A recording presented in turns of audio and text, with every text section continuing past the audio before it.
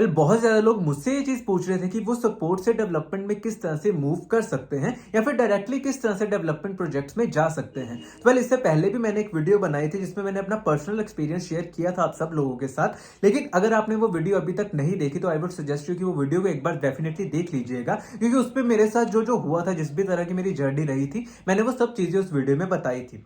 आज की इस वीडियो में मैं आपको टू द पॉइंट बताऊंगा कि आपको क्या क्या चीजें फॉलो करने की जरूरत होती है किसी भी सपोर्ट डोमेन से निकलकर डेवलपमेंट में मूव करने के लिए। So watch the video till the end.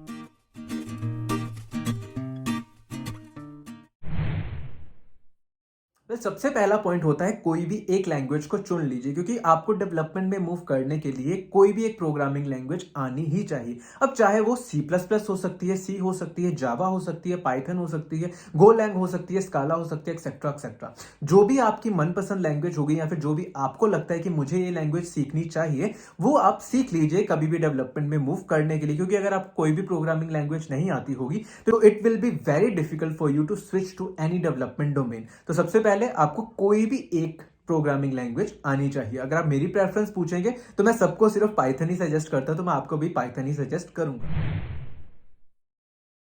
Then उसके बाद find some courses to have hands on experience in those programming languages. सिर्फ एक प्रोग्रामिंग लैंग्वेज को अगर आप सीख लोगे, आपको बेसिक कंसेप्ट्स के बारे में पता चल गया होगा, लेकिन आप उनको इंप्लीमेंट करके अगर नहीं देखोगे तो ये आपके लिए डिसएडवांटेज साबित होगा। कोडिंग आप जितनी ज्यादा करोगे उतनी ही आपके लिए कम होती है। मैं भी यही चीज कहता हूं कि हमेशा प्रैक्टिस प्रैक्टिस प्रैक्टिस। अगर किसी को भी डेवलपमेंट में मूव करना है तो उसको कोडिंग से रिलेटेड प्रैक्टिस तो डेफिनेटली करनी ही चाहिए। और कोडिंग की प्रैक्टिस करने के लिए बहुत ज्यादा पब्लिक प्लेटफॉर्म होते हैं, हैकर रैंक हो गया या फिर लीड कोड हो गया, आप किसी को भी चूज कर सकते हैं कोडिंग में इंप्रूवमेंट लाने के लिए। उसके बाद जब आपकी थोड़ी बहुत प्रैक्टिस हो जाती है तो उसके बाद आप प्रोजेक्ट्स बनाने पे फोकस कीजिएगा। क्योंकि क्या होता है ना, जब आपका ऑलरेडी कुछ एक्सपीरियंस हो जाता है तो उसको भी वेस्ट क्यों ही करना। उसी एक्सपीरियंस को आप यूज कर सकते हो प्रॉपर्ली किसी भी प्रोजेक्ट को डेवलप करने के लिए। तो जब आप कोई भी एक प्रोजेक्ट बनाओगे तो आपके अंदर वो कॉन्फिडेंस आ जाता है कि किस तरह का आपको प्रोजेक्ट बनाना चाहिए। मेन फोकस आप हमेशा इस चीज पे कीजिएगा कि एक कोई भी e commerce related project definitely बना लीजिए, क्योंकि ई कॉमर्स में बहुत ज्यादा चीजें कवर अप हो जाती हैं। तो आई वुड सजेस्ट यू छोटे से छोटे लेकर बड़े से बड़े प्रोजेक्ट को डेफिनेटली बनाइएगा अपने ही सेल्फ लर्निंग के लिए। देन उसके बाद talk to your friends who are already working in the development domain. जितना आप उनसे पूछोगे कि डेवलपमेंट डोमेन में कैसा कैसा काम होता है, क्या क्या चीजें आप डेली बेसिस पे करते हो, उतना ही आपके लिए अच्छा रहता है, ताकि आपको क्लैरिटी हो जाए कि यार वो क्या काम कर रहे हैं। बिल्कुल भी बिना किसी क्लैरिटी के आप मूव कर जाओगे डेवलपमेंट में तो भी आपके लिए बहुत ज्यादा डिफिकल्ट चीज हो जाती है। हमेशा अपने दोस्तों के साथ कनेक्शन बनाकर रखें या फिर ऐसे नए दोस्त बनाइए जो कि डेवलपमेंट में हो, क्योंकि वो जब आपको रियल टाइम सिनेरियोज के काम बताएंगे तो आपको बहुत ज्यादा क्लैरिटीज आ जाएंगी कि यार अच्छा, जब मैं इस कंपनी में जाऊंगा तो इस तरह का काम हो सकता है या फिर इस तरह का काम मुझे देखने को मिलेगा। तो वो सब चीजें भी आना आपके लिए काफी ज्यादा इंपॉर्टेंट चीज होती है। तो हमेशा talk to your friends regarding the technology and regarding the development domain.